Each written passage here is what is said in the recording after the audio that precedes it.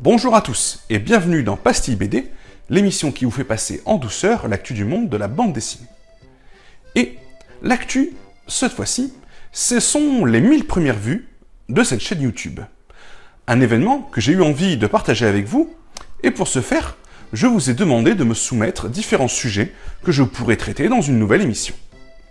Ainsi donc, je remercie Valentin, Michael et Axel pour leurs différentes propositions, mais c'est une des propositions de ce dernier que j'ai choisi parce que c'est celle qui m'avait le plus enthousiasmé, d'ailleurs, au moment où il me l'a soumise. C'est la première bande dessinée. Mais on va pas rester sur ce décor, bougez pas. On va trouver mieux. Vous êtes prêts? C'est parti. Voyons voir. Non, pas ça. Suivant. Alors, et là, qu'est-ce que ça donne? Non, c'est toujours pas ça. Suivant. Ok, et là, cette fois-ci, où est-ce qu'on en est? Non, c'est toujours pas ça. Hein. Ah, trouvez-moi autre chose. Allez, je sais, j'ai une idée. C'est parti.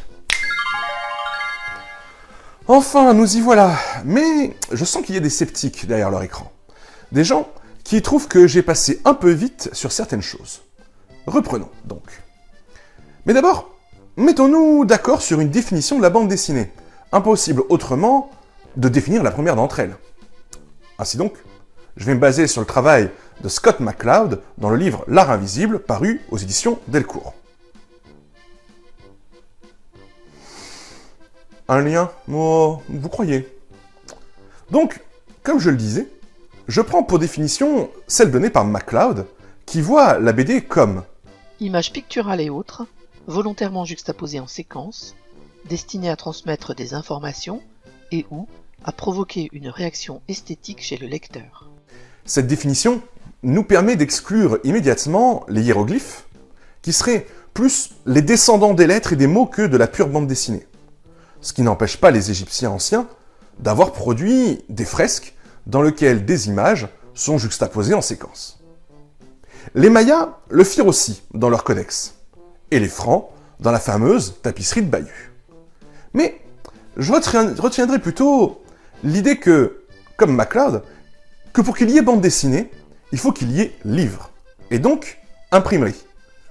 On pourrait encore discuter le fait que Hokusai, au Japon, soit le premier BDiste autour de 1814, mais à mon sens, le format de publication ne colle pas.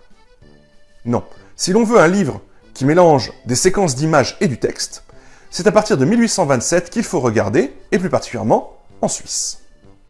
Rodolphe Töpffer est considéré aujourd'hui comme le père de la bande dessinée européenne et américaine, avec la publication en 1933 de Histoire de Monsieur Jabot, un livre, oh my god, surprise, que je tiens dans mes mains.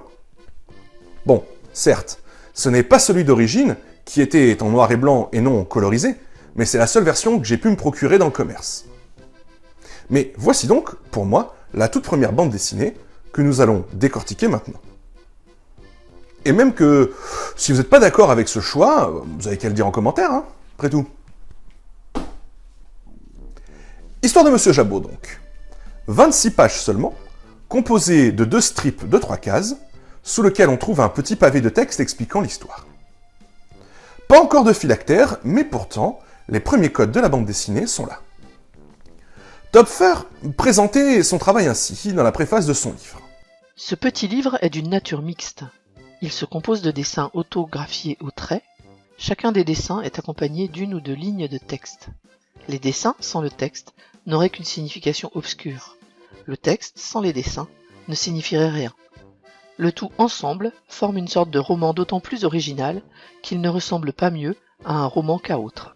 L'idée de séquence, de narration, est bien présente dans cette histoire.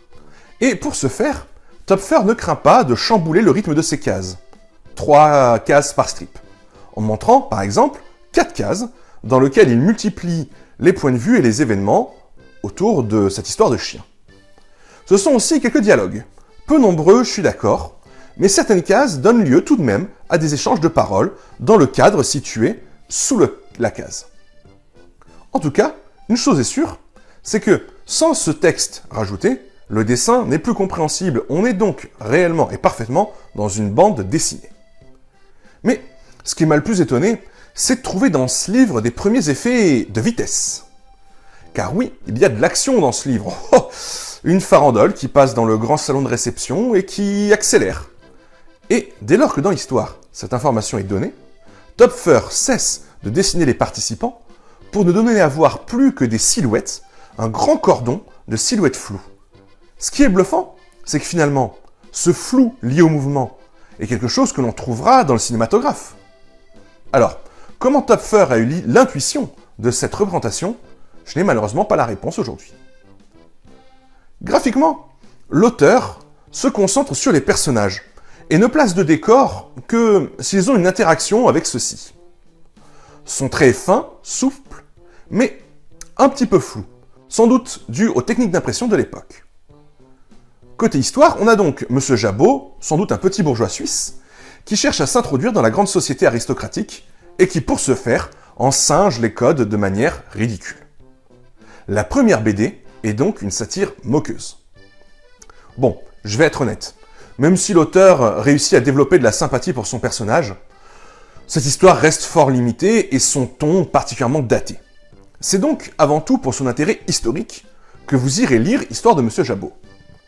S'en suivront plusieurs autres livres, des félicitations appuyées de l'écrivain allemand Goethe, des plagiats et des disciples, qui feront de Topfer, de son vivant, le créateur d'une nouvelle façon de raconter des histoires, la bande dessinée. La première d'entre elles. Il est temps pour moi de vous laisser et d'en terminer avec cette vidéo fêtant les 1000 premières vues. J'espère que vous aurez apprécié, comme j'ai pu le faire, de découvrir Monsieur Jabot. Sur ce, je vous dis à bientôt pour une nouvelle pastille qui fait du bien à la bande dessinée.